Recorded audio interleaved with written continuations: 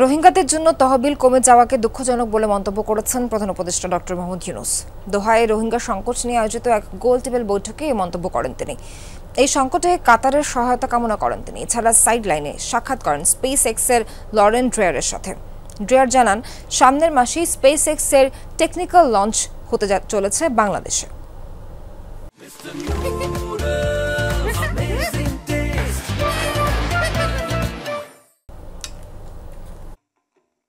সফরের দ্বিতীয় দিনে কাতারের রাজধানী দোহায় বাস্তুচ্যুত রোহিঙ্গা জনগোষ্ঠীর সামাজিক ও পরিবেশগত চ্যালেঞ্জ ও সংকটের প্রেক্ষাপট শীর্ষক এক গোলটেবিল বৈঠকে বক্তব্য রাখেন প্রধান উপদেষ্টা ডক্টর মোহাম্মদ ইউনূস।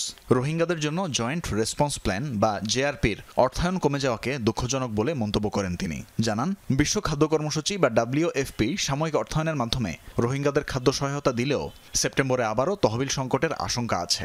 এই অবস্থায় কাতারকে এগিয়ে আসার আহ্বান জানিয়েছেন অন্তর্বর্তী সরকার প্রধান। পরে প্রেস সচিব শফিকুল আলম এ বিষয়ে বিস্তারিত জানান। রোহিঙ্গা ক্রাইসিসটা এখন কোন পর্যায়ে আছে, আমাদের কি করণীয়, এবং এই পুরোটা এই আর্টনা সামিটের one of the major join করার একটা one of the major reason ছিল যে এই ক্রাইসিসটাকে তুলে ধরা। সেপ্টেম্বরে জাতিসংঘের পৃষ্ঠপোষকতায় নিউ ইয়র্কে রোহিঙ্গা সংকট নিয়ে একটি উচ্চ পর্যায়ের সম্মেলনের আয়োজন করবে বাংলাদেশ। এতে দোহাকে পাশে চায় ঢাকা। রোহিঙ্গা সংকটের দীর্ঘমেয়াদী ও টেকসই সমাধান নিশ্চিতে 8 দফা সুপারিশ পেশ করেন প্রধান উপদেষ্টা।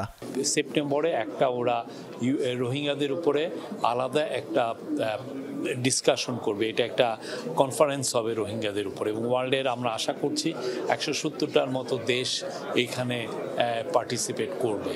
বৈঠকে কাতারের আমিরের বোন ও আর্থনা সামিটের আয়োজক Hind bint Hamad Al Thani উপস্থিত ছিলেন। পরে স্পেস এক্সের গ্লোবাল এনগেজমেন্ট বিষয়ক ভাইস প্রেসিডেন্ট লরেন ড্রেয়ার সাইডলাইনে ডক্টর ইউনূসের সাথে সাক্ষাৎ করেন। এ সময় বাংলাদেশের জন্য স্পেস এক্স স্যাটেলাইট সেবার সূচনার চূড়ান্ত প্রস্তুতি ও অগ্রগতি নিয়ে আলোচনা হয়।